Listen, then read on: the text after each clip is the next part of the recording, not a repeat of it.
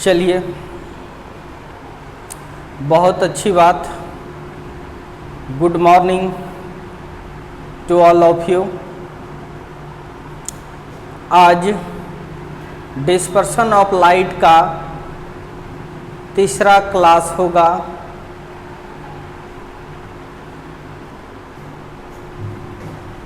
चलते हैं हम लोग तीसरे क्लास में। आज हम लोग सीखेंगे कि जब कोई white light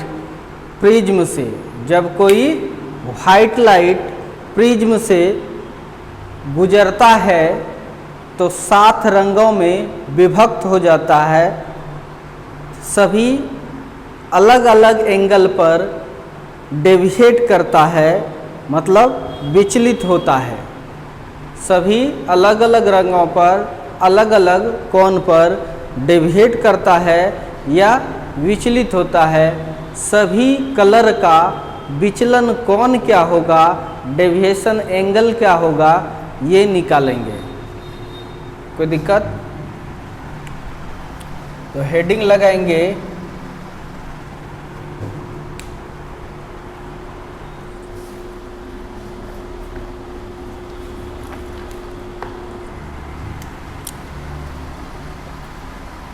angle of deviation.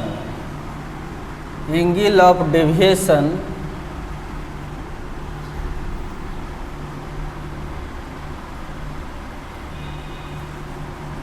During dispersion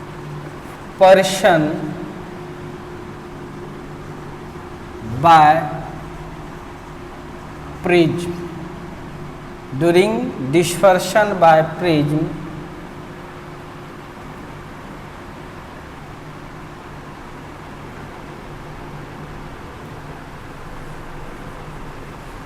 prism द्वारा अपवर्तन के दौरान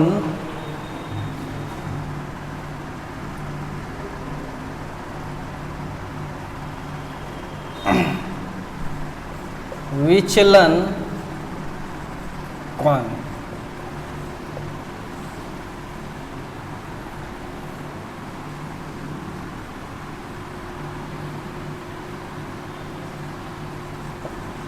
when white light passes through the prism, then it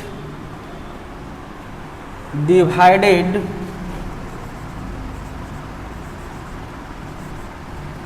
into 7 color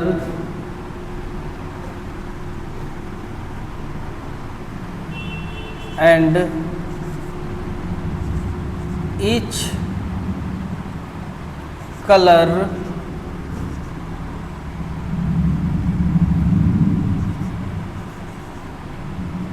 deviate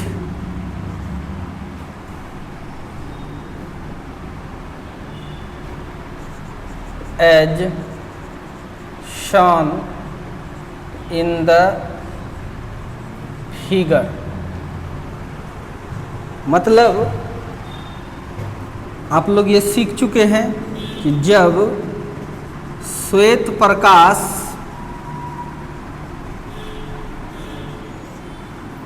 prism से होकर गुजरती है तो 7 रंगों में विभक्त, मतलब बट जाता है, विभक्त हो जाता है एवं प्रत्येक रंग चित्रानुसार विचलित होता है। चित्रानुसार विचलित होता है। जैसे आप देखिए कि ये प्रिज्म है, कैसा प्रिज्म है, ये ट्रेंगुलर प्रिज्म है। बताए थे आपके सिलेबस में केवल ट्रेंगुलर प्रिज्म है। ये इसका प्रिज्म एंगल होता है। जहाँ लाइट इंसिडेंस करता है उसको इंसिडेंस फेस, जहाँ से इमर्जेंट करता है उसको इमर्जेंट फेस, और उसके जस्ट नीचे प्रिज्म का बेस कहलाता है। इसके सामने वाला एंगल प्रिज्म एंगल कहलाता है। जैसे आपको पता है कि अगर व्हाइट लाइट, कौन सा light, white light, white light मतलब श्वेत प्रकाश जब प्रिज्म से होकर गुजरता है 7 रंगों में बढ़ता है। ध्यान से देखिए, इस रे को जाना चाहिए एकदम सीधे, सीधे नहीं जाएगा, सीधे नहीं जाएगा। ये चूँकि वाइट लाइट में 7 रंग होता है, ये रेड, ये पहला रंग हो गया रेड, दूसरा रंग, तीसरा, चौथा, पाँचवा, छठा, सातवां। इधर स्क्रीन अगर लगा दिए हम, मतलब स्पेक्ट्रम जिसको कहते हैं स्क्रीन को, तो फिर से ये डेविएट होता है। ये यहाँ पहुँचा, ये यहाँ पहुँचा, ये वाला डेविएट होके यहाँ पहुँचा, ये वाला डेविएट होके यहाँ पहुँचा, ये वाला यहाँ, और फिर यहाँ, फिर यहाँ। सब जगह एरो दिखाना बहुत ज़रूरी है। क्या सर वाइट लाइट का जो इंटेंसिटी था वही प्रत्येक का हो जाएगा? नहीं, इसी के इंटेंसिटी डिवाइड हो जाएगा अपने हिसाब से। तो ये आपका है 7 रंगों में, ये आर है और ये वायलेट है। आप कल सीख चुके हैं कि डिस्पर्शंस क्यों होता है, क्योंकि प्रत्येक कलर का अपना अपना वेवलेंथ होता है। सबसे ज़्यादा वेवलेंथ किसका होता है? तो रेड का, लेमडा आर। जैसे देखिए 7 कलर है, कौन कौन सा है? VIB GYOR, 7 कलर में टूटेगा। VIB GYOR। अब आप देखिएगा सबसे ज़्यादा वेवलेंथ रेड का होता है, उसके बाद वेवलेंथ ऑरेंज का होगा, उसके बाद वेवलेंथ येलो का होता है, उसके बाद ग्रीन का होगा।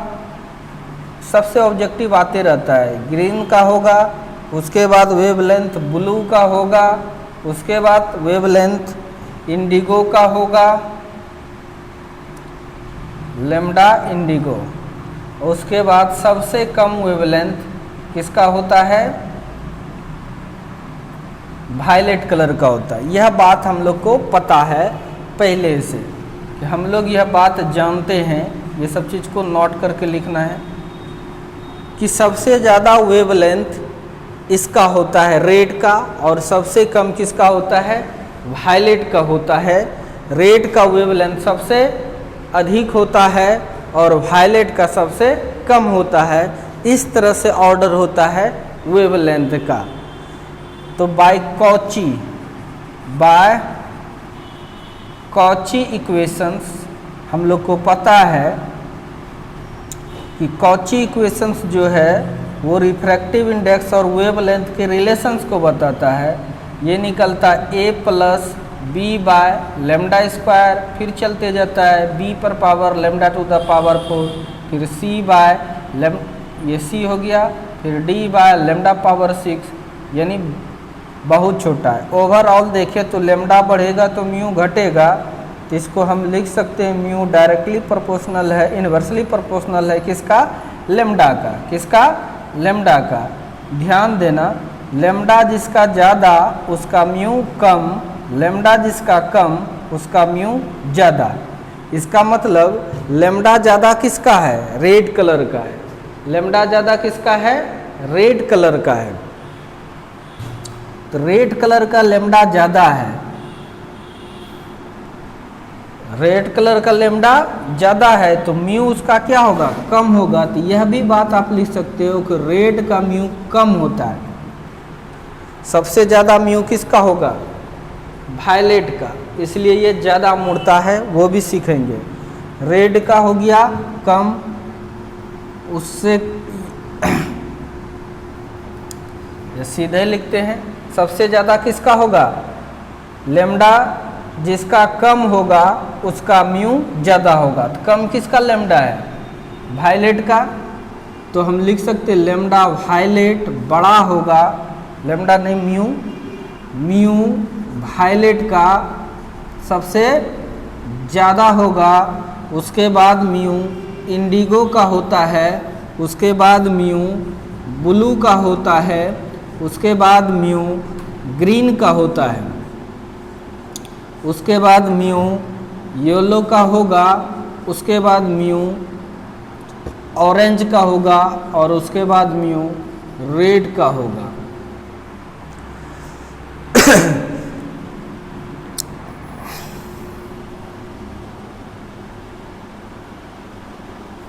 By deviation formula. Deviation formula हम लोग जानते हैं कि delta is equal to prism angle into mu minus 1। अब तुम सीखो, देखो ए जो है सभी रंग के लिए कांस्टेंट है। इसका मतलब ये जो डेल्टा है विचलन है, इसका मतलब ये जो डेल्टा है विचलन है। सब देखो अलग अलग एंगल से विचलित हुआ है। रेड ऐसे मिला दिए तो ये रेड का विचलन हो गया, और इसको अगर यहाँ मिला देते हो तो ये वाला किसका विचलन है, ये ऑरेंज का हो गया। ये कितना विचलित हुआ है, जाना चाहिए था किधर, इधर जा रहा है इधर। ये वाला जो है वो किसका विचलन है, रेड हो गया, ऑरेंज हो गया, येलो का है। और ये वाला जो है ये किसका है, ग्रीन का है। इसको भी बढ़ाइए, पीछे बढ़ा रहे हैं, ये ग्रीन का विचलन है। एंगल बना रहे हैं ना, एंगल ये ग्रीन का है। उसके बाद ब्लू को बढ़ाइए, ये वाला जो है ये किसका विचलन है, ब्लू का है। किसका है, ब्लू का है। और फिर ये वाला किसका विचलन है, इंडिगो का है। इंडिगो का पीछे बढ़ाइए, ये विचलन यानी डेविएशन इंडिगो का हो गया। और ये वाला किसका डेविएशन है, वायलेट का है। वायलेट को पीछे बढ़ाइए, तो ये डेविएशन जो है वो वायलेट का है। किसका है, वायलेट का है। तो ऑब्वियसली है, चूँकि आपको पता है कि सबका लेमडा अलग अलग होता है। सबसे ज़्यादा लेमडा आर का है, तो सबसे कम कॉची इक्वेशन से पता चलेगा लेमडा सबसे ज़्यादा है तो म्यू आर का सबसे कम होगा, तो म्यू आर सबसे कम हो गया। तो डेविएशंस बात करें तो किस पर डिपेंड करता है, म्यू पर। म्यू जब सबसे कम है रेड कलर का, किसका, रेड कलर का म्यू जब सबसे कम है, इसका मतलब विचलन भी रेड कलर का सबसे कम होगा, रेड कलर का डेविएशन भी सबसे कम होगा। जो दिख रहा है कि रेड कलर का डेविएशन सबसे कम है, इससे ज़्यादा म्यू होता है ऑरेंज का, इसलिए वो थोड़ा ज़्यादा डेविएट किया है। इससे ज़्यादा म्यू होता है किसका, येलो का, इसलिए वो थोड़ा और ज़्यादा डेविएट किया है। उससे भी ज़्यादा होता है ग्रीन का, ये भी डेविएट किया है। उससे भी ज़्यादा होता है ब्लू का, इसलिए उससे ज़्यादा डेविएट किया है। उसके बाद इंडिगो का, तो इंडिगो उससे ज़्यादा डेविएट किया है। उसके बाद म्यू वायलेट का ज़्यादा होता है, इसलिए ये ज़्यादा डेविएट किया है। अब आप लोग को पता चल गया क्यों बिखर जाता है। पहले सब साथ साथ था, पहले सब साथ साथ था, एक ही साथ था, इसलिए व्हाइट लाइट था। व्हाइट लाइट कल पढ़ाए थे कि 7 रंगों का मिश्रण होता है।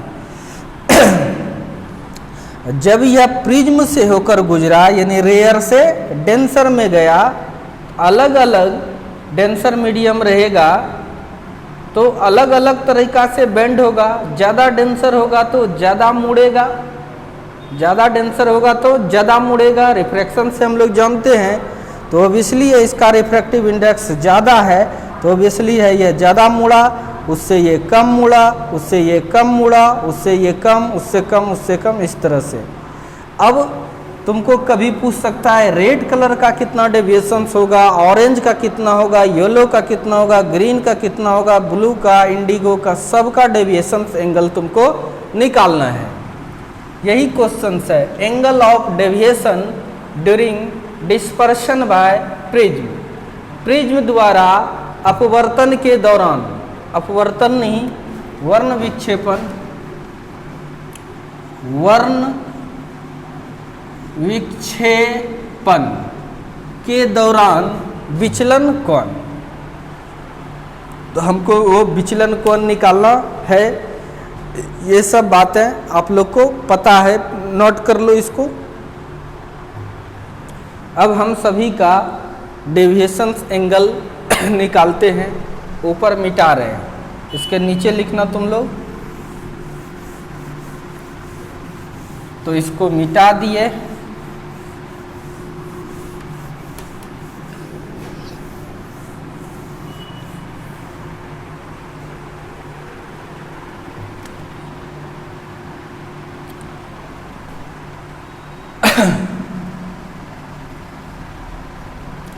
तो लिखते हैं डेविएशन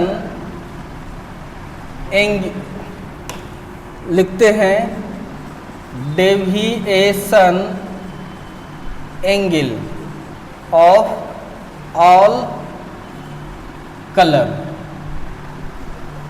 सभी रंगों का विचलन कोण। अच्छी बात है, चूंकि डेविएशन एंगल का कितना होता है formula, a into mu minus 1, कोई दिक्कत। तो रेड कलर का डेविएशन हो गया, तो यह जब रेड का म्यू अगर रेड का लेंगे, डेविएशन भी किसका निकलेगा, रेड का। अगर तुमसे ऑरेंज का पूछेगा तो a इंटू म्यू किसका लोगे, ऑरेंज का -1। अगर तुमको येलो का पूछेगा तो a इंटू वाई -1। अगर तुमको ग्रीन का पूछेगा तो आप लिख सकते a इंटू म्यू ग्रीन -1।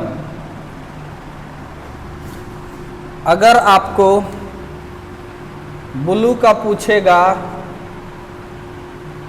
तो आप क्या लिख सकते हैं, a इंटू म्यू ब्लू -1। अगर आपको इंडिगो का कहेगा तो a इंटू म्यू इंडिगो -1। अगर आपको वायलेट का कहा तो a इंटू म्यू वायलेट -1। यानी अब आपको पता चल गया किसी भी कोई भी कलर कितना डेविएट करेगा, उसके लिए आपको फार्मूला आ गया।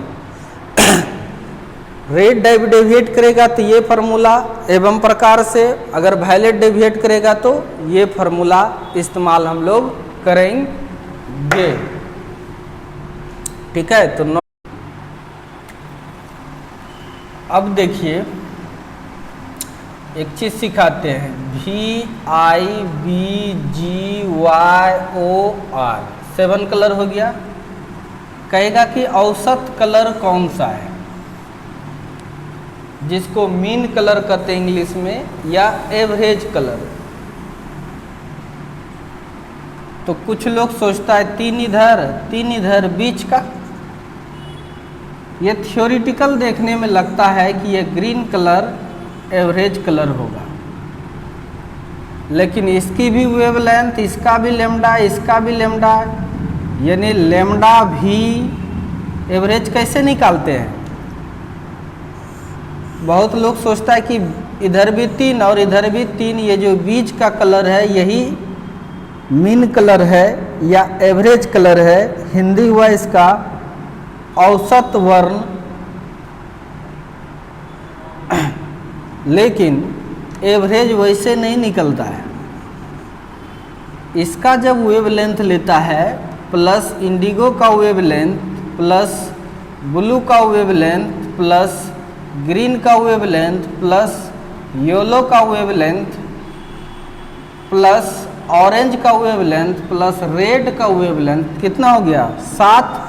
और इसमें 7 से जब डिवाइड करता है तब जो आंसर आता है वह येलो कलर से मैच करता है, यानी येलो कलर के लेमडा से मैच करता है। इस तरह से जब एवरेज निकालते हैं हम लोग सभी कलर के वेवलेंथ का, जब एवरेज निकालते हैं, एवरेज कैसे निकालेंगे, सभी कलर के वेवलेंथ को जोड़ देंगे। 7 रंग है 7 से भाग दे देंगे, 5 रंग रहता तो 5 से भाग दे देते, तो आपको एवरेज निकल जाता है। एवरेज वेवलेंथ आता है। तो ये जो एवरेज वेवलेंथ है ये डाई येलो से मैच करता है। किससे मैच करता है, येलो से मैच करता है। इसीलिए इस येलो कलर को पीला कलर को येलो कलर मतलब पीला रंग या वर्ण, इसको हम लोग कहते हैं मीन कलर। क्या कहते हैं इसको, मीन कलर, या इसको इंग्लिश में और भी दूसरा नाम है average colour. Average colour Hindi में कहते हैं औसत वर्ण या माध्य कलर, मध्य कलर या माध्य रंग। यानी कोई पूछेगा औसत वर्ण या माध्य रंग, मीन कलर या एवरेज कलर कौन सा है इसमें, तो ग्रीन कभी भी नहीं बोलना है। कुछ बच्चा सोच लेते या कुछ लोग सोच लेते हैं कि 3 इधर 3 इधर, तो बीच में तो यही है, तो यही ना हुआ बीच वाला रंग, यानी यही ना औसत रंग हुआ। नहीं, येलो कलर जो है वो औसत रंग होता है, क्योंकि सभी का जब प्रैक्टिकल किया गया तो सभी का वेवलेंथ को जोड़ा और एवरेज जोड़कर 7 से भाग दिया तो एवरेज निकला। वह एवरेज वैल्यू जो था वेवलेंथ का वो केवल येलो कलर से ही मैच कर रहा था, ना इससे, इस सबसे मैच नहीं करता है। तो किससे करता था, येलो कलर से मैच करता है। इसीलिए हम लोग येलो कलर को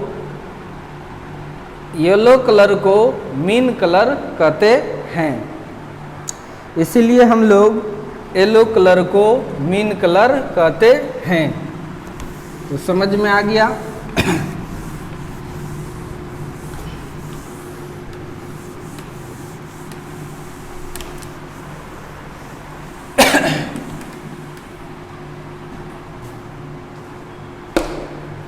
तो समझ में आ गया। चलिए देख, कोई बात करने के लिए आ गए थे, तो हम लोग मीन कलर समझ लिए थे कि येलो कलर को मीन कलर कहा जाता है, क्योंकि विबगोयर में जितने कलर है सभी कलर का वेवलेंथ का एवरेज जब निकाले तो वह मैच कर रहा था किससे, तो येलो कलर के वेवलेंथ से, इसीलिए येलो कलर का ही नाम मीन कलर रखा गया है।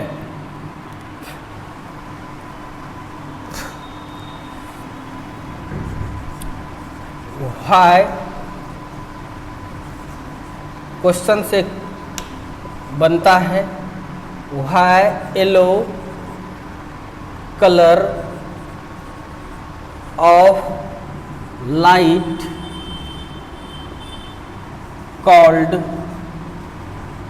मीन और average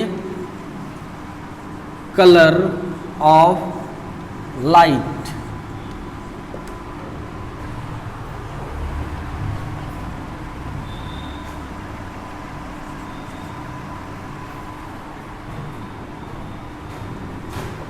in विबगोयर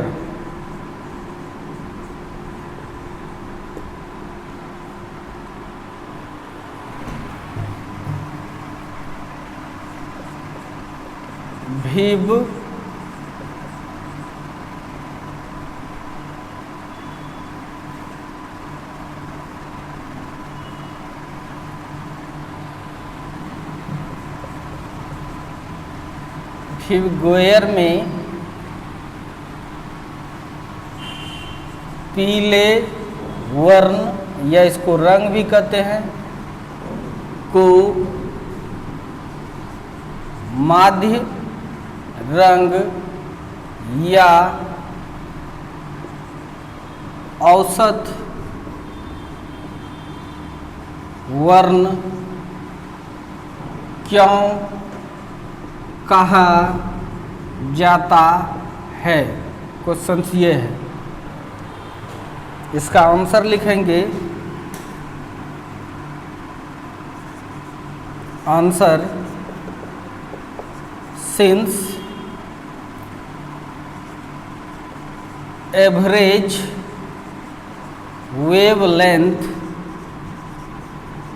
of all color of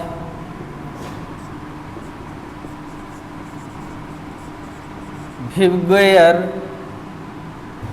is matched, यानी मैच करता है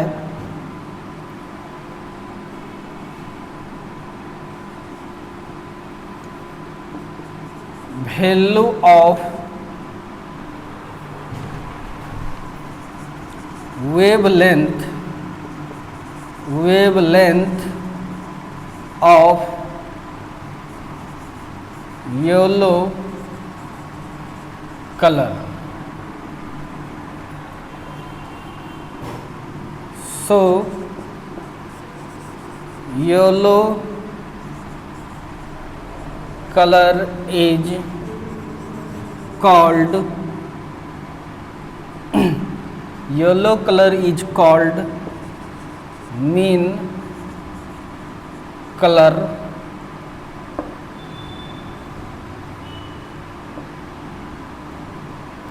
of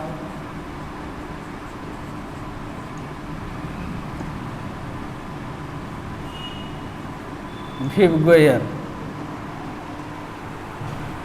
हिंदी हो गया इसका, चूंकि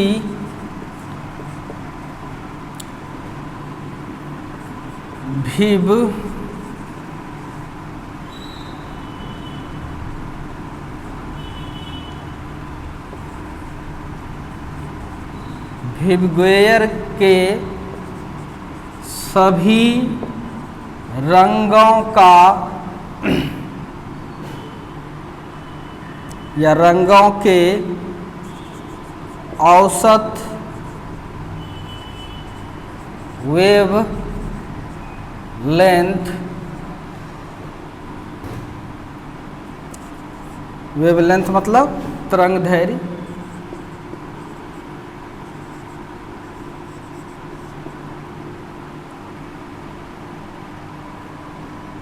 पीले रंग के तरंग दैर्घ्य से मिलता है, इसलिए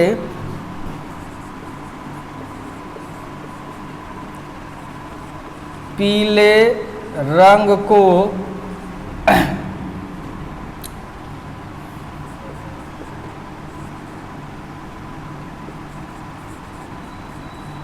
विबग्योर के औसत या माध्य वर्ण कहते हैं। समझ में आ गया?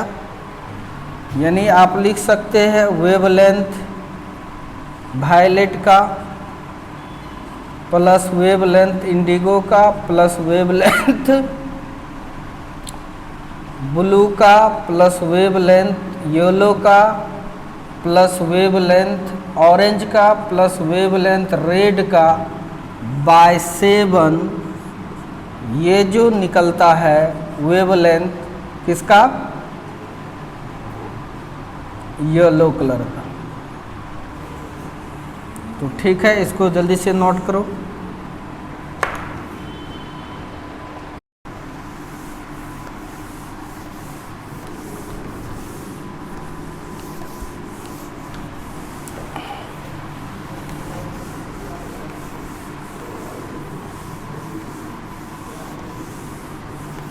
तो मीन कलर आज के बाद से किसको कहोगे? पीले रंग को मीन कलर कहते हैं। क्यों कहते हैं पता चल गया आप लोग को। अब आता है मीन डेविएशन, या इसको एवरेज डेविएशन भी कहते हैं। माध्य या औसत विचलन। कोई दिक्कत?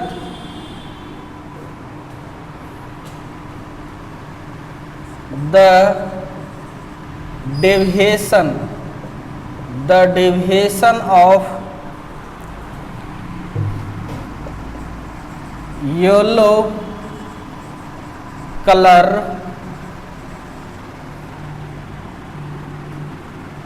of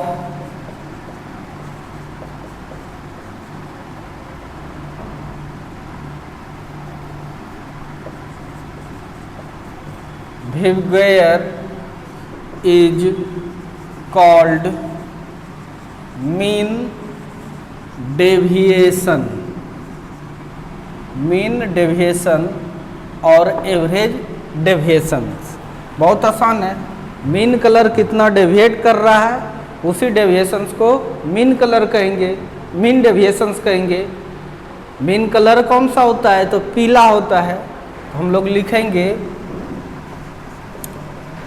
विबग्योर के पीले वर्ण के प्रकाश के विचलन, ये भी न होता है विचलन में, विचलन को औसत विचलन या माध्य विचलन कहते हैं।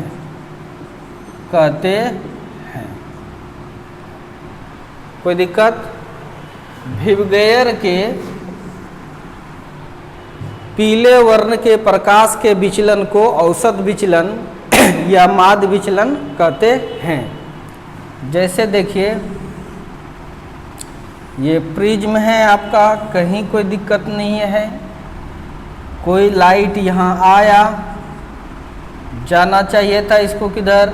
सीधे तो कुछ डेविएट किया, और ये सबसे अंतिम में ये बीच में है। तो डेविएशंस के बाद अगर स्क्रीन लगाओगे तो ये यहाँ आया, ये यहाँ, और ये यहाँ। ये रेड हो गया, ये वायलेट हो गया सबसे नीचे का, और इसको येलो कलर कहते हैं। क्या कहते हैं? Yellow colour. ये कितना डेविएट किया है, डेविएशंस कितना, इसको जाना किधर चाहिए था, इस डायरेक्शंस में, यही इसका ओरिजिनल पाथ है, लेकिन ये डेविएट किया है, ये विचलित हो गया अपने पाथ से, अपने पाथ से ये विचलित हो गया है। कितने एंगल से? इतना एंगल से, या इसी एंगल को आप यहाँ भी दिखा सकते हो, कोई दिक्कत नहीं है। तो जितने एंगल से ये विचलित हुआ, ये जो डेविएशंस है इसको एवरेज डेविएशंस कहते हैं। क्या कहते हैं इसको? Average deviations.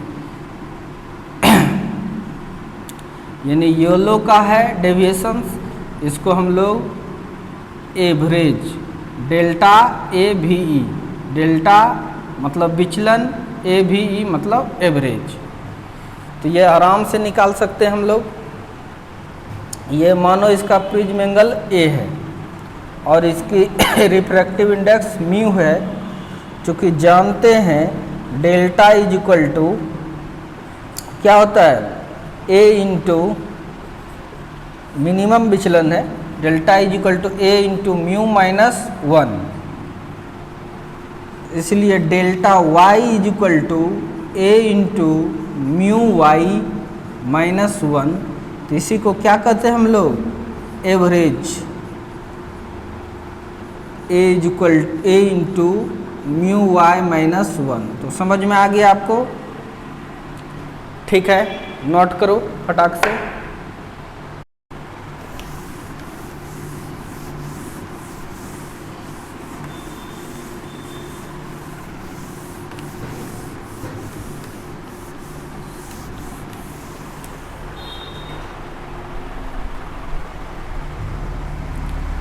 अब हम लोग पढ़ेंगे एंगुलर डिस्पर्शन, यानी कोणीय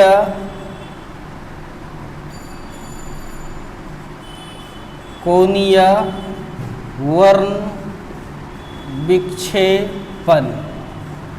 बड़ा आसान है, ध्यान से देखिए, और इम्पॉर्टेंट भी है। एंगुलर डिस्पर्शन या एंगल ऑफ डिस्पर्शन, या इसको क्या कहते हैं? Angle of dispersion. इसी टॉपिक का नाम और भी है angle of dispersion. Both are same, वर्ण विक्षेपण कोण, एक ही बात है दोनों का मतलब। ये किसको कहते हैं? तो सबसे पहले एक प्रिज्म बना लीजिए, प्रैक्टिस भी हो जाएगा।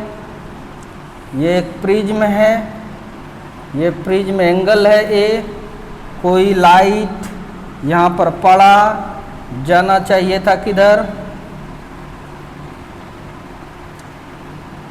जाना चाहिए था एकदम सीधे, ये ओरिजिनल पाथ है, लेकिन ये डेविएट किया। फिर येलो भी दिखा रहे हैं और वायलेट भी दिखा रहे हैं। कोई स्क्रीन यहाँ पर लगाए,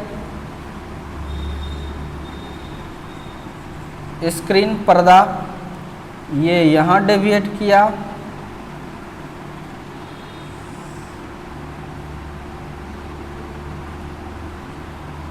ये यहाँ, और ये यहाँ।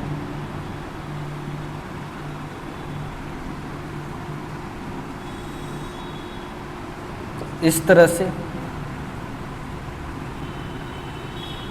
वाइट लाइट है हमेशा।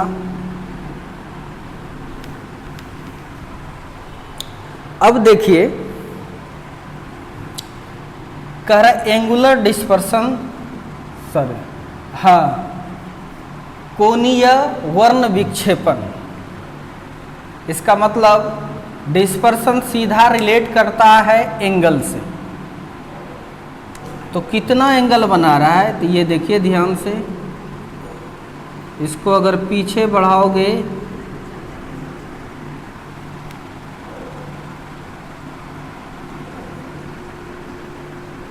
तो मिला कहीं पर, मानो यहीं पर मिल गया।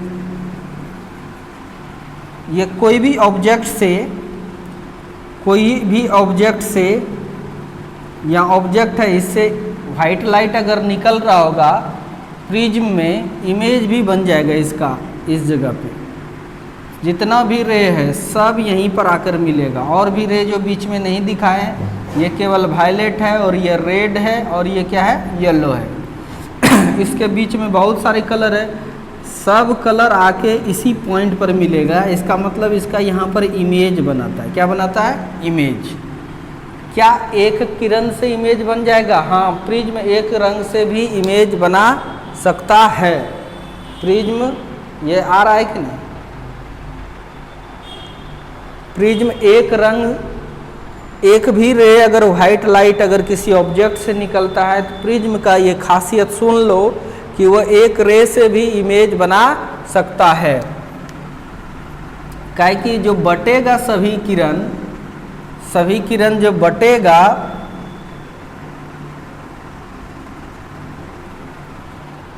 वो सब को जब पीछे बढ़ाओगे तो एक ही पॉइंट पर निकलेगा। लेकिन अभी हमको डिस्पर्शंस पढ़ना है। डिस्पर्शंस क्या है? यही जो 7 रंग में बट जाता है, यही ना डिस्पर्शन। यानी आपको ये निकालना है। क्या निकालना है? ये। उसमें से भी है एंगुलर डिस्प्लेसमेंट, यानी कितने एंगल तक ये जो एंगल है ये वाला, यही कहलाता है एंगुलर डिस्पर्शन। क्या कहलाता है? ये एंगुलर डिस्पर्शन। इसका मतलब ये देखिए यहाँ सिकुड़ा हुआ है, धीरे धीरे फैलते जा रहा है, यानी इतना एंगल है, यानी इसी एंगल को निकालना है। यही है आपका एंगुलर डिस्पर्शन। ये कैसे निकालेंगे? इस एंगुलर डिस्पर्शन को हम लोग देखते हैं कि अगर ये 30 डिग्री है तो भाई उस हिसाब से ये फैलेगा,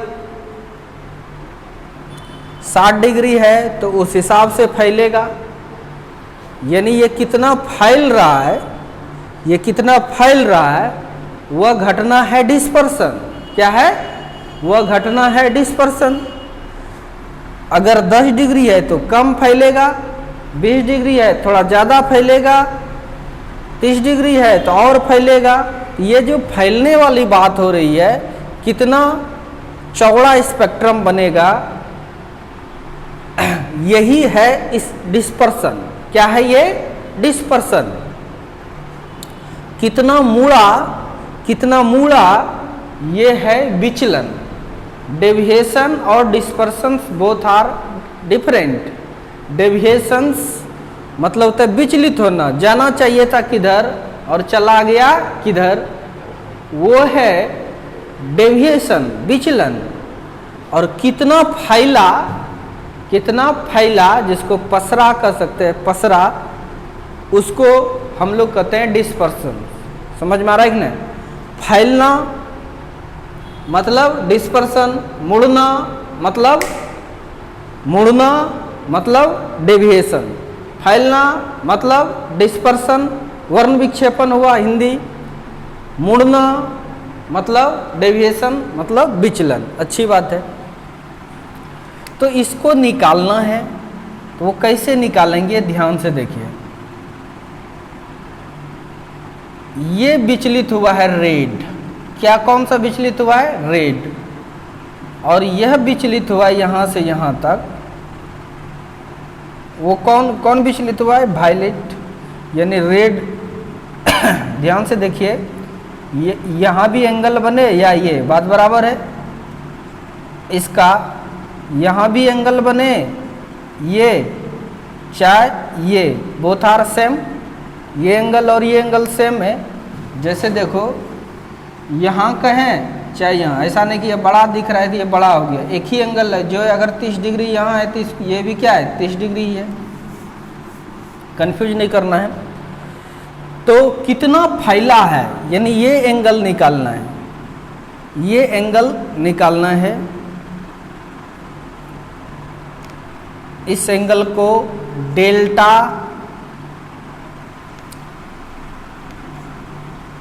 एंगुलर डिस्पर्शंस कहेंगे। इस एंगल को जो मान सकते हो, मान लिए delta delta, change in delta.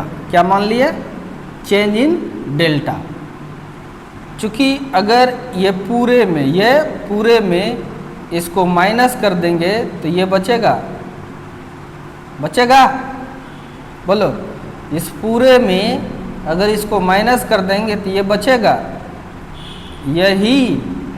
यही तो ये है।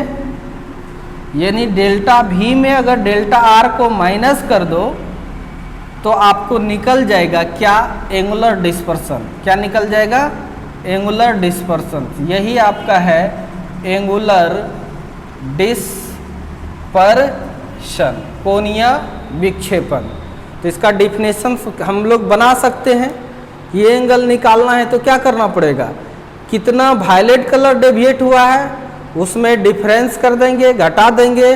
कितना रेड कलर डेविएट किया है तो यह निकल जाएगा कितना यह पसरा, कोणीय कितने कोण पर यह पसरा है, तो उसी को कोणीय पसरा कहेंगे। पसरा का ही नाम है dispersion.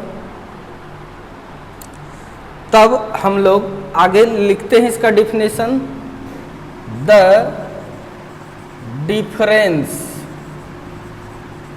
difference between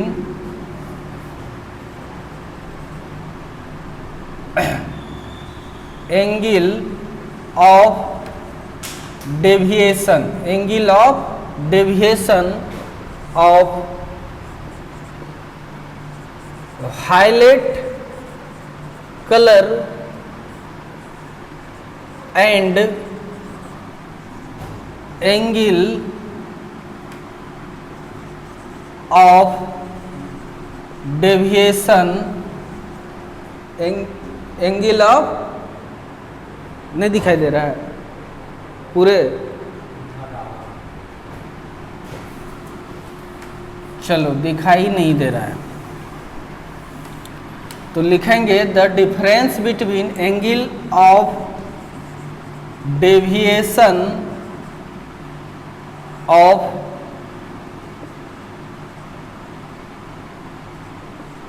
violet color and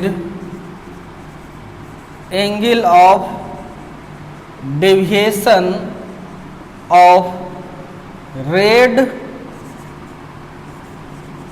color of light is called angular dispersion, यानी डेल्टा डेल्टा। कोई थीटा से भी दिखाता है, आपका मन है जैसे दिखाना है। तो बैगनी, हाईलाइट मतलब होता है बैगनी रंग के विचलन एवं लाल रंग के विचलन के अंतर को कोणीय वर्ण विक्षेपण कहते हैं,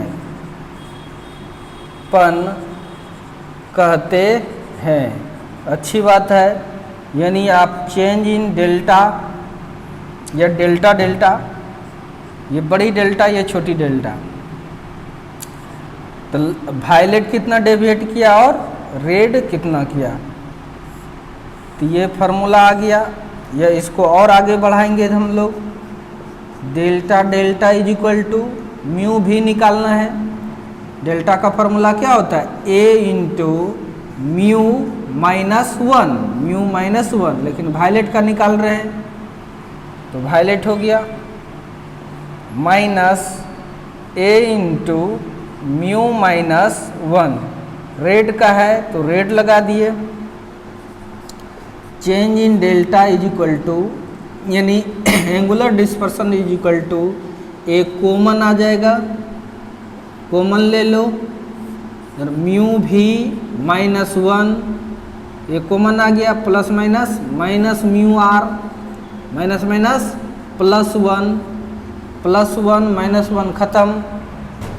इस तरह से आपको निकल गया angular dispersion A into mu भी minus mu are.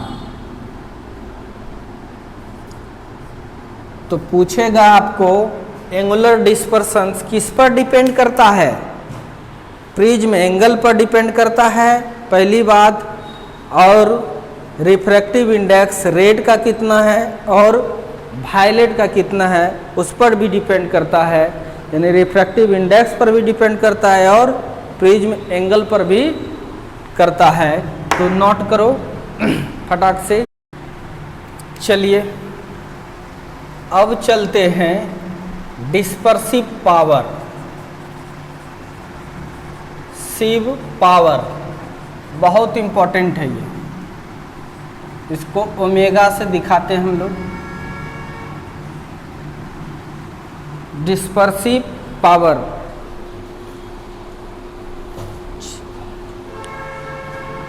Dispersive power को हम लोग किससे दिखाते हैं? ओमेगा से। हिंदी इसका हो जाएगा विक्षेपण क्षमता,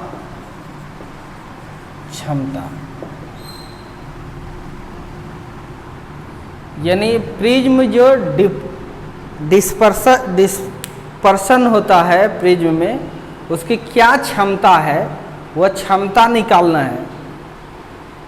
हर एक प्रिज्म का डिस्पर्सिव पावर हर एक होगा, अलग अलग होगा।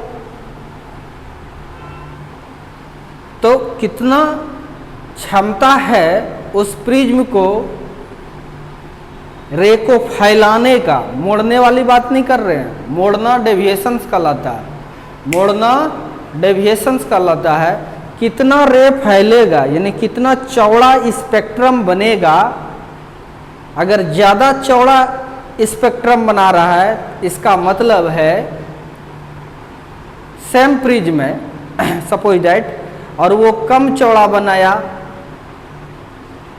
स्पेक्ट्रम, और वही प्रिज्म एंगल है वह ज़्यादा चौड़ा बनाया स्पेक्ट्रम, तो कौन ज़्यादा फैलाया? जो ज़्यादा फैलाया उसको हम लोग कहते हैं कि उसका डिस्पर्सिव पावर ज़्यादा है। उस डिस्पर्सिव पावर को कैसे बताते हैं ये देखिए। The ratio of angular, the ratio of angular dispersion and average या mean dispersion is called dispersive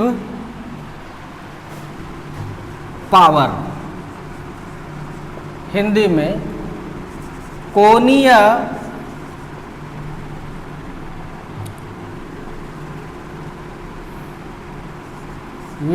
विक्षेपण तथा माध्य या औसत, जो लिखना है, विक्षेपण के अनुपात को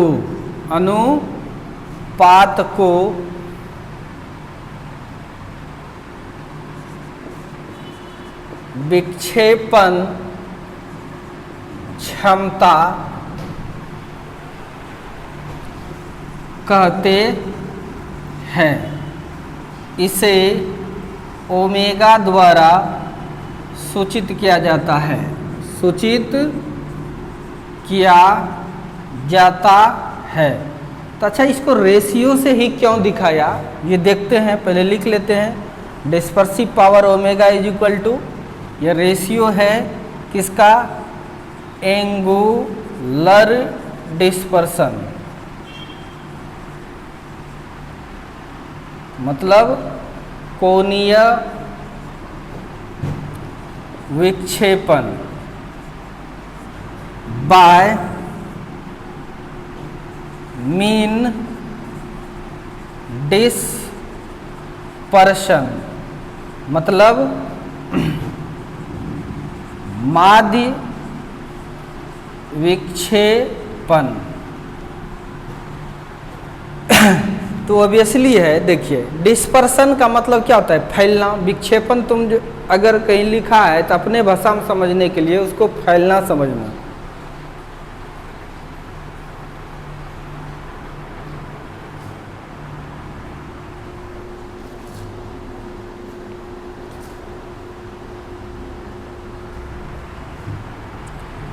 एक चीज़ थोड़ा सा मिस्टेक हो गया है, क्या मीन डेविएशन लिखना है,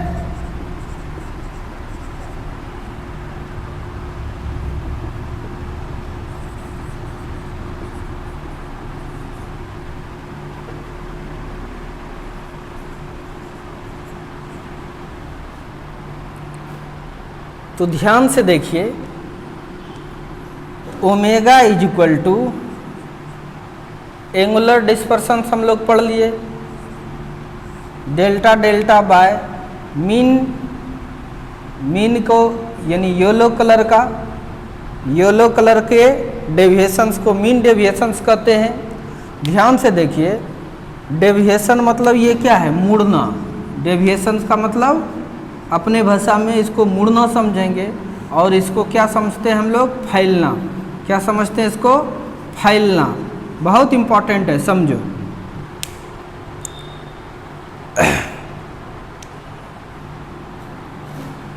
जैसे देखिए 20 बीघा खेत है और नीचे 4 भाई है, इसका मतलब क्या है, इसका मतलब क्या है कि 5 बीघा पर भाई पड़ेगा। उसी टाइप से सोचो तनी कि हाँ डिस्पर्सिव पावर, डिस्पर्सिव पावर जो है वो क्या है कि कितना एंगुलर डिस्पर्सन हुआ है, यानी कितना फैला है पर मोड़ने में, यानी कितना फैला है, कितना फैला है पर यूनिट मोड़ने में, कितना फैला है पर यूनिट मोड़ने में। अगर इसका मान 1 कर दें तो डिस्पर्सिव पावर यही हो जाएगा ना। तो पर यूनिट में कितना फैल जाता है, पर यूनिट मुड़ता है, पर यूनिट मुड़ता है तो कितना फैल जाता है, उसी को हम लोग क्या कहते हैं, या फैला देता है, उसी को क्या कहते हैं, डिस्पर्सिव पावर। पर यूनिट मुड़ाव में कितना फैल जाता है। जैसे कोई प्रिज्म है, इतना सा मुड़ा, इतना फैल गया, वेरी गुड। कोई प्रिज्म है, बहुत मोड़ा तब फैला, तो जो कम मोड़ के ज़्यादा फैला देगा, ध्यान देना, जो कम मोड़ के यानी विचलन कम करके ज़्यादा फैला देगा, इसका मतलब उसका डिस्पर्सिव पावर बहुत ज़्यादा है। इसका मतलब उसका डिस्पर्सिव पावर बहुत ज़्यादा है।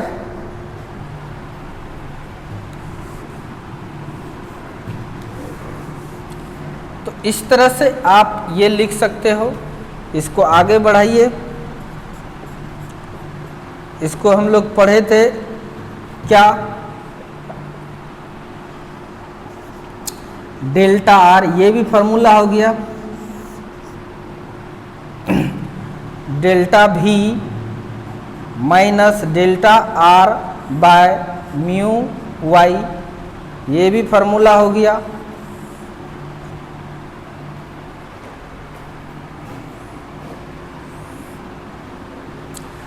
तो omega dispersive power is equal to, और आगे बढ़ा सकते हैं, डेल्टा V का मान रखो A into mu V minus 1 minus A into mu R minus 1 by delta Y का value mu Y minus 1 into A। इस तरह से omega is equal to A common ले लो, mu minus 1 plus minus minus mu R plus minus minus minus plus 1 by A into mu Y minus 1। यहाँ भी छूट गया है, A ने A को कैंसिल कर दिया, यानी डिस्पर्सिव पावर जो है वो किस पर डिपेंड कर रहा है, म्यू V माइनस, ये भी प्लस माइनस ख़त्म हो जाएगा, mu V minus mu R by mu Y minus 1, यानी यह रिफ्रैक्टिव इंडेक्स पर डिपेंड कर रहा है। किस पर कर रहा है, मटेरियल का क्या रिफ्रैक्टिव इंडेक्स है इस पर डिपेंड कर रहा है। तो समझ में आ गया डिस्पर्सिव पावर का। आपने ये भी फार्मूला देखा, आपने ये भी फार्मूला देखा, आपने ये भी फार्मूला देखा, तो अब बाद में बताएंगे। बस आज इतना ही, बहुत लेट हो रहा है। Thank you so much.